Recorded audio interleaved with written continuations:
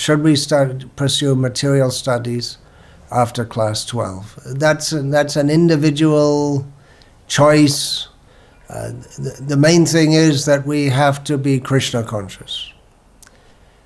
That is the purpose of life. So exactly how you conduct your life, that will be different in different cases. If you're aiming at marriage and you want to get a job, say as a chemical engineer, for instance, then you can go on after studying at school to study chemical engineering. You have to do something if you're going to live in this world.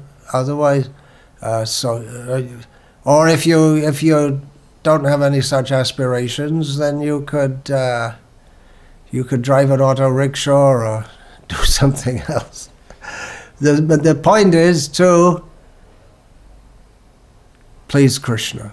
This life should be dedicated for serving Krishna, pleasing Krishna, attaining Krishna.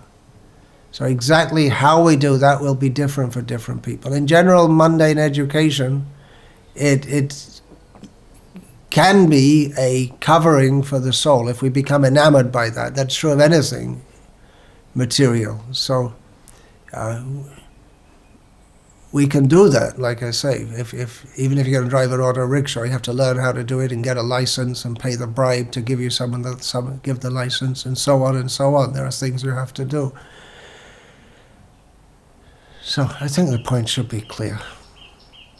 Serve Krishna.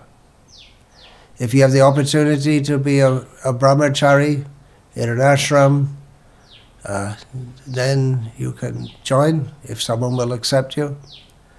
The mundane education is not required for Krishna consciousness.